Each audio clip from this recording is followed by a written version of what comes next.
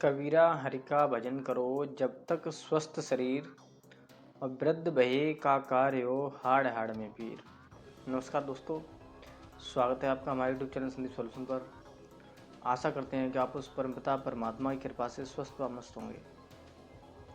दोस्तों, इस वीडियो में आपको जानकारी मिलेगी, जो लोगों के अंदर भ्रम है, जो लोगों के अंदर ये बात बैठी हुई है कि भगवान की भक्ति और भजन तो बुढ़ापे में करेंगे, जवानी में क्या करने की ज़रूरत है। तो दोस्तों, मनुष्य का जो जन्म मिला है वो वास्तव में भगवान की भक्ति करने के लिए ही मिला है।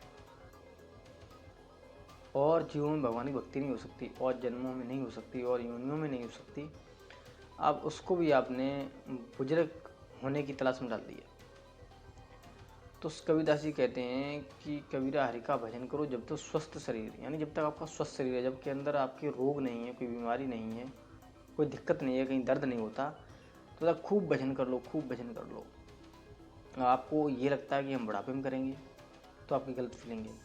तो कावी वृद्ध होए का कार्य हो जब हाड़ हाड़ में पीर, फिर आपकी हड्डी हड्डी में दर्द होने लगेगा। फिर आप उस दर्द का भजन करेंगे, भगवान का भजन करेंगे। आपको किसकी आसत आएगी बताइए आप। इसलिए आप यंग शरीर में बचपन से ही देखो, ध्रुव प्रहलाद हुए, उन्होंने बचपन से ही भगवान का भजन किया, भगवान की प्राप्ति बचपन में ही की।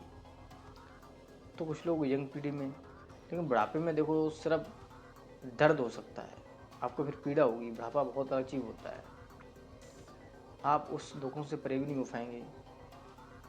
इसलिए यंग में करो, जवानी में करो भजन। कुछ लोग भजन तो समझते हैं, अरे भक्ति कर रहे हैं, गाना गा रहे हैं, भजन हो रहा है, ढोल मजीरा वगैरह भजन हो रहा है।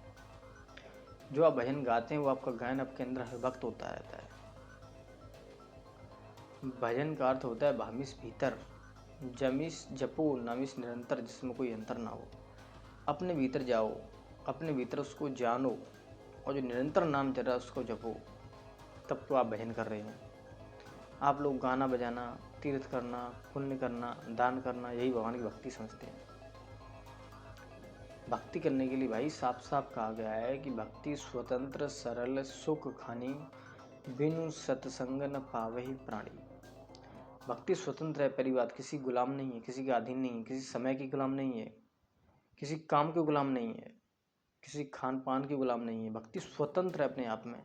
आप हर वक्त खाते पीते, जागते सोते, लगड़ते झगड़ते, चोरी करते, दान करते, हर समय भगवान की भक्ति कर सकते हैं आप।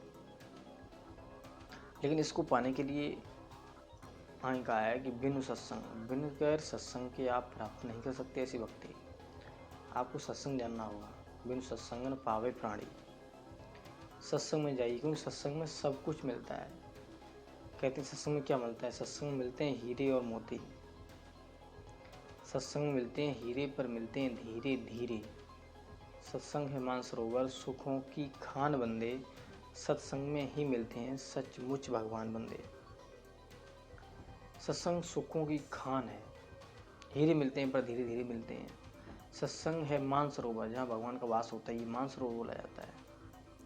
और सत्संग में ही मिलते हैं सचमुच भगवान बंदे। लेकिन लोगों ने सत्संग से नफरत करनी शुरू कर दी है। सत्संग का नाम सुनते ही लोगों को जलन हो जाती है, बीमारी सी हो गई है। क्योंकि सत्संग जो है वो आपका विवेक जागृत करता है। काय बिन सत्संग विवेक न हुई, राम कृपा बिन सुलभन सोई।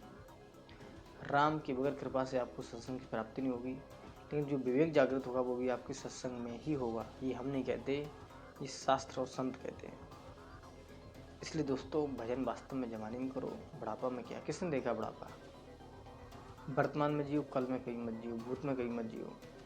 भूत भविष्य को छोड़ो, वर्तमान में जीना सीखो कि वर्तमान में तुम क्या हो, क्या तुम्हारे पास है, कौन लोग तुम्हारे पास हैं, और फ़ायदा उठाओ। समय को बर्बाद ना करो।